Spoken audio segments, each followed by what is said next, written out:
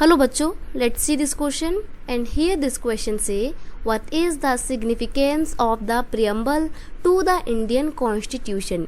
यानी कि क्वेश्चन में आपसे बोला है जो इंडियन कॉन्स्टिट्यूशन की प्रियम्बल है, प्रस्तावना है, उसकी क्या सिग्निफिकेंस है, क्या इम्पोर्टेंस है। क्वेश्चन का यहाँ पे की कॉन्सेप्ट है सिग्निफिकेंस ऑफ प्रियम्बल, प्रियम्बल की सिग्निफिकेंस या इम्पॉर्टेंस। आंसर है, देखो हम सिग्निफिकेंस जानने से पहले ये समझना बहुत ज़रूरी है कि प्रियम्बल क्या है। Preamble of the Indian constitution is most important as it is consider the soul of Indian constitution. देखिए ये प्रियम्बल इतनी ज़्यादा इम्पॉर्टेंट है कि इसको इंडियन कॉन्स्टिट्यूशन की सोल समझा जाता है, आत्मा माना जाता है इसको। It contains the philosophy on which the entire constitution has been built.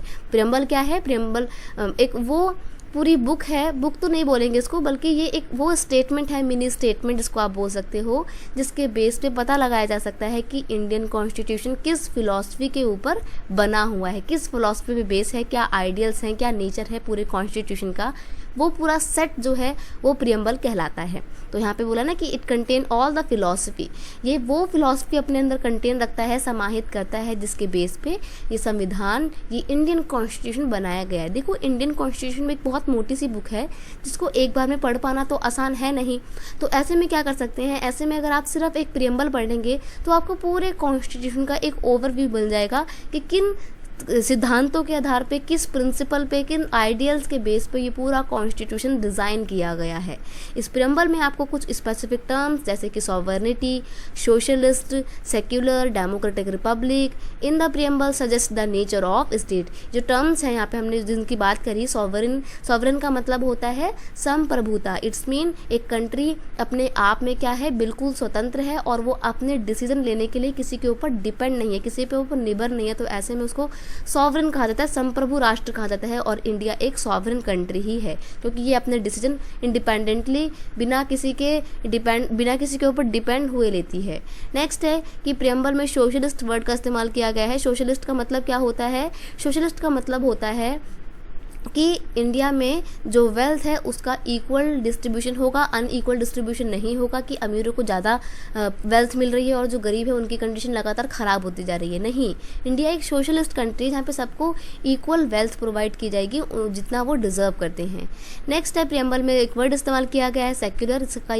इसका ये मतलब है कि इंडिया है और इंडिया की जो गवर्नमेंट है वो एक सेक्युलर है अपने नेचर में। क्यों? क्योंकि राज्य का अपना खुद का कोई एक स्पेसिफिक रिलीजन नहीं है और ना ही स्टेट किसी स्पेसिफिक रिलीजन को बढ़ावा देती है, इसलिए इंडिया एक सेक्युलर कंट्री है। और डेमोक्रेटिक एंड रिपब्लिक वर्ड का इस्तेमाल किया गया है। दोनों का मतलब होता है कि एक ऐसा देश, एक ऐसा राष्ट्र जहाँ पे लोग अपनी गवर्नमेंट को खुद से चुनते हैं। क्यों चुनते हैं? क्योंकि यहाँ पर डेमोक्रेसी है। प्रियम्बल में इंडियन जो प्रियम्बल है वो इंडियन कॉन्स्टिट्यूशन को एक डेमोक्रेटिक और रिपब्लिक कंट्री के तौर पर डिक्लेयर करती है इंडिया को।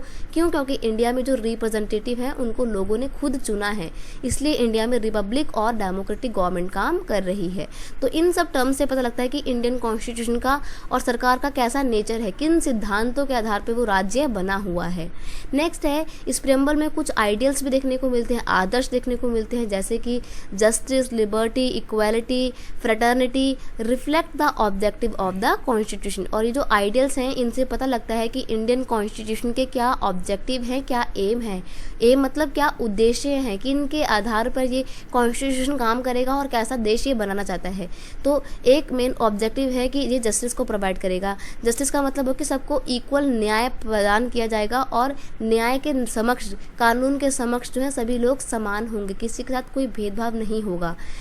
लिबर्टी का मतलब होता है कि सबको आज़ादी के साथ, फ्रीडम के साथ रहने की आज़ादी है और लोगों को पूरा अधिकार है कि वो अपने आइडियाज़ को, अपने व्यू को खुलकर एक्सप्रेस करें क्योंकि उनको right to freedom, right to speech and expression मिला हुआ है। इक्वलिटी ये एक बहुत इंपॉर्टेंट टर्म है।